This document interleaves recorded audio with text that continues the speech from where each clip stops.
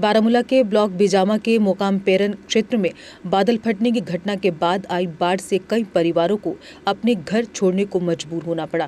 प्राकृतिक आपदा से प्रभावित लोगों ने प्रशासन से तत्काल राहत और पुनर्वास की मांग की है। स्थानीय लोगों ने प्रभावित परिवारों को आवश्यक सहायता उपलब्ध कराने और नुकसान का आकलन कर जल्द से जल्द राहत पहुंचाने की अपील की है। आपको बता दें कि बीते कुछ दिनों से जम्मू कश्मीर में भारी बारिश हो रही है, जिस कारण कहीं पर बादल फटने और कहीं पर बाढ़ जैसे हालात बने हुए हैं। जब कुदरती आफत किसी जगह भी आती है तो हालात कुछ इस तरह के बन जाते हैं। वीडियो को जरूर आखिर तक देखिएगा, क्योंकि आज ये लोग काफी ज्यादा परेशान हैं। कल से अपने घर से बाहर हैं, यानी घर से बेघर कुछ लोग हो गए हैं।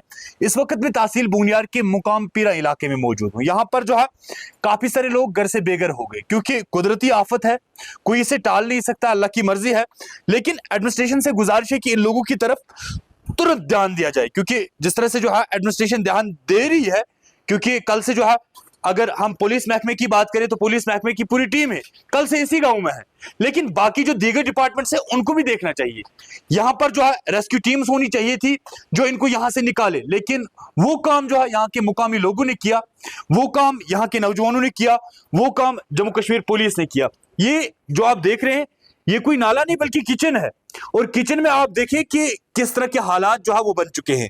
और कल से ये मांझी जो है ये घर से बाहर है, आप इनके हालात देख सकते हैं, इनके पांव देख सकते हैं। इन्होंने जो है घर से कुछ भी नहीं निकाला, जो कपड़े इन्होंने लगाए थे बस वही कपड़े इनके पास हैं और कुछ भी नहीं। यानी अगर चप्पल शूज की बात करें, कोई भी चीज जो है इस घर से नहीं निकली। माँ जी तो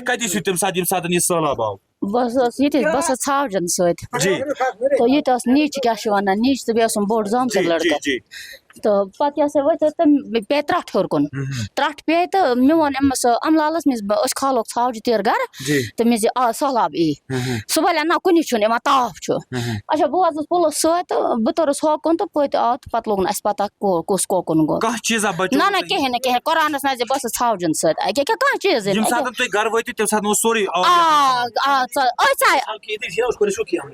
बिल्कुल।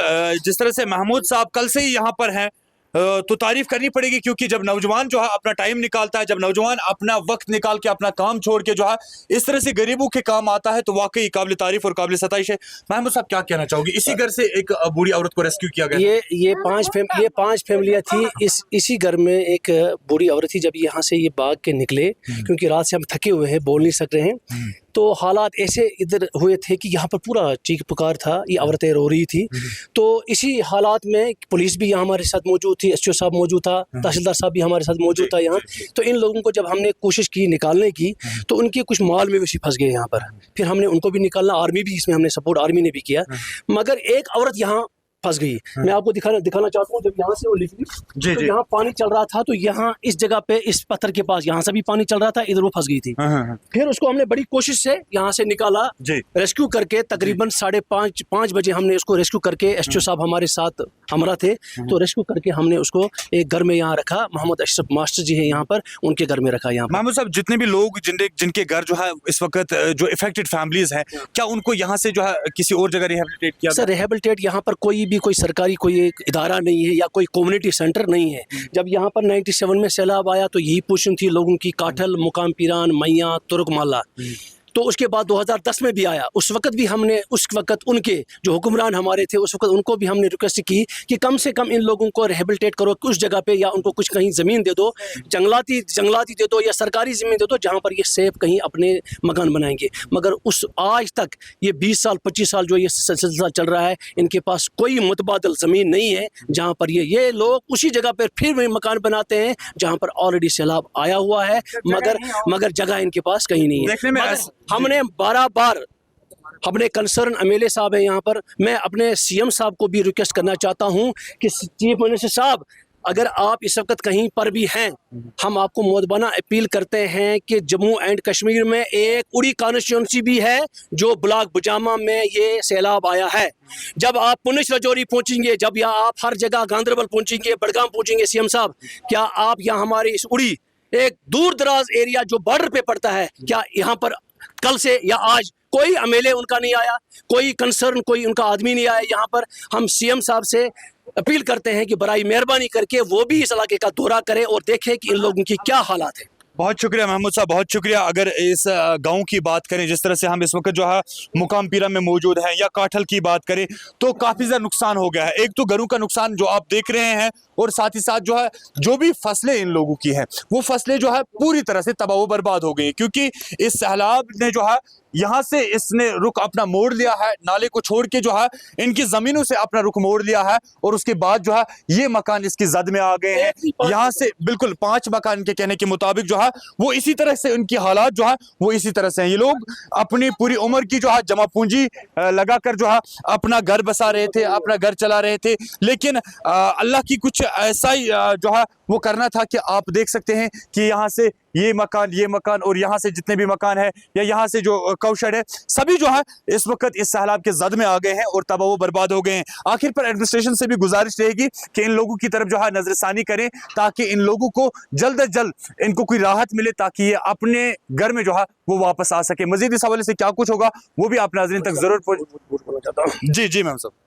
रवि साहब, आपके हम बड़े शुक्रगुजार हैं। हमें एक ही अब इस वक्त अपील थी एडमिनिस्ट्रेशन से, कल 3 बजे से हम सब लोग ही रिक्वेस्ट करते हैं एडमिनिस्ट्रेशन से कि हमें PMGSY डिपार्टमेंट की मशीनें यहाँ भेजें, ताकि इन लोग यहाँ पर इस नाले को ठीक करके लोगों की आर पार चलने का रास्ता बने, और PMGSY इस एरिया को थोड़ा क्लियर करके इस नाले का रुख जो इस वक्त काठल में चला गया है, ये अपना एरिया जो अपना नाला जहाँ पर ऑलरेडी पहले था, ये वहीं से चलता है। मगर अफसोस से ये कहना पड़ता है कि कल से AEE साहब, एक्जन साहब, PMGSY उनको हम फ़ोन करते हैं। मैंने DC साहब को भी फ़ोन किया, मैंने AD साहब को भी फ़ोन किया, वो हमारे कांटेक्ट में हैं। तहसीलदार साहब से, SDM साहब से, वो सब कहते हैं हमने भेजा, मगर कल 3 बजे से तक हमारे पास अभी तक कोई नहीं, कोई आपके पास यहाँ पर है मौजूद, कोई नहीं आया। बिल्कुल, अगर बात करें जिस तरह से मैम साहब ने कहा कि PMGSY डिपार्टमेंट जो खाबे खरगोश की नींद अभी भी सोया हुआ है, लेकिन लोग सफ़र कर रहे हैं। अगर आज डिपार्टमेंट जो है इन लोगों के काम नहीं आएगा, तो फिर क्या नारे, फिर क्या यहाँ पर एप्रिसिएशन सर्टिफिकेट जो है उन्हीं डिपार्टमेंट्स को देते हैं